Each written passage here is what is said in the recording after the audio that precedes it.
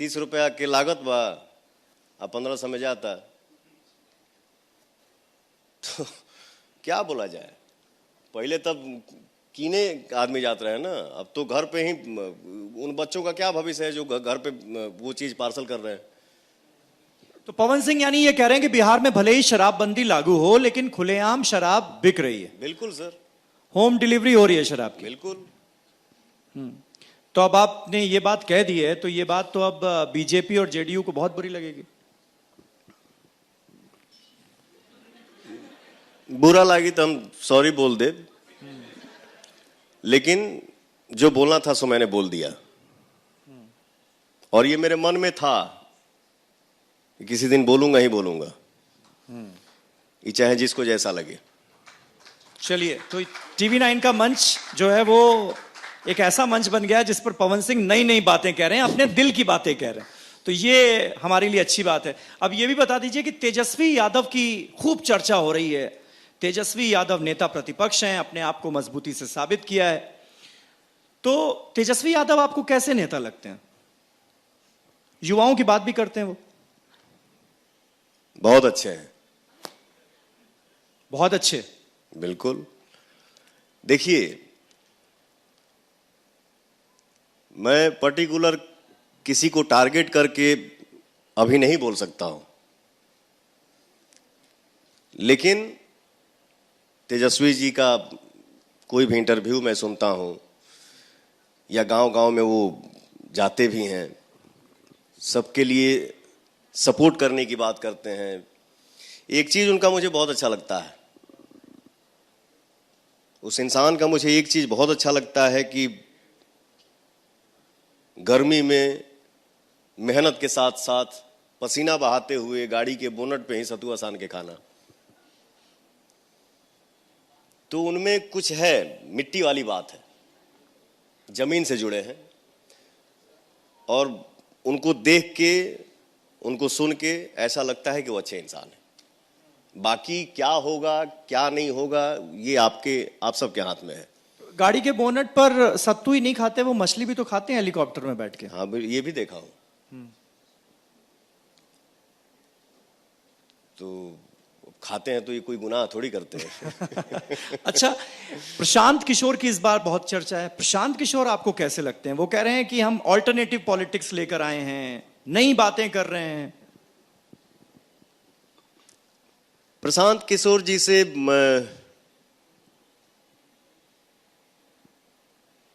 मैं मिला नहीं हूं अभी तक। एक इंटरव्यू में देख रहा था, हमारे गांव का एक बाजार है जिसका नाम है सरैया, तो सरैया में गए थे तो ऑडियंस ने पूछा, आप पावर स्टार के क्षेत्र में आए हैं, क्या कहेंगे? तो उनके मुंह से जो वर्ड निकला ना, वो मुझे अच्छा नहीं लगा। क्या कहा उन्होंने? उनके मुंह से ये निकला कि राजनीति किसी का बपौती नहीं है। सर, ये तो खैर अभी बोलूंगा नहीं, बट मुझे अच्छा नहीं लगा। अब मान लीजिए कि आपके गांव में हम जाएंगे,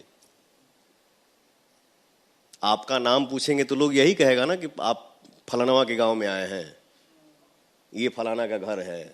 अब वहां जाके आप उल्टा जवाब देंगे कि राजनीति किसी का बपौती नहीं है, तो ये सुन के अच्छा नहीं लगा। प्रशांत किशोर तो इसी मंच पर बोल के गए तेजस्वी यादव को नवीं फेल, और ये भी कहा उन्होंने कि मैं ये कहता हूं तो क्या गलत कहता हूं, मैं चैलेंज देता हूं आज इस मंच से कि वो मैट्रिक पास करके दिखा दें।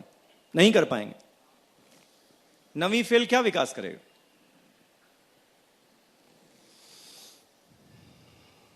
पढ़े के तो हम 6वीं क्लास तक पढ़ल बनी, और माध्यमा से मैट्रिक का परीक्षा दिया हूं। तो sir, as a actor, as a singer, हम पढ़े लिखे नहीं हैं, बट मैं जिसको रखा हूं काम के लिए वो तो पढ़ा लिखा है। विकास, प्रगति जो आप यहां से सोचेंगे ना सर, विकास के लिए बहुत पढ़ाई की जरूरत नहीं है।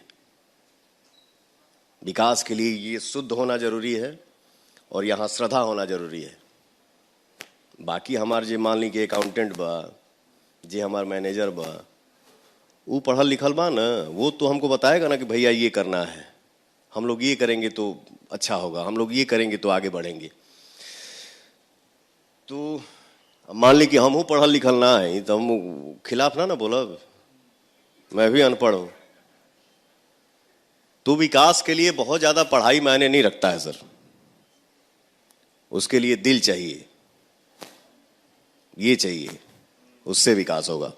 अब आपने ये जो कहा है ये बिहार में बड़ा वायरल होने वाला है, क्योंकि आपकी बातों से ऐसा लग रहा है कि आप तेजस्वी यादव के फैन हो गए।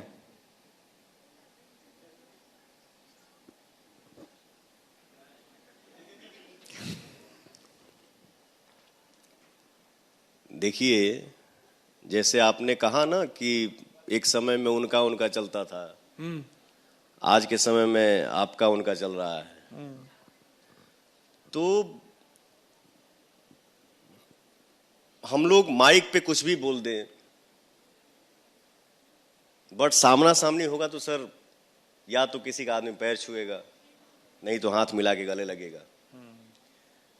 तो तेजस्वी जी हमारे बड़े भाई जैसे हैं, मैं उनको बड़ा भाई मानता हूं, और इससे ज्यादा क्या कह सकता हूं सर।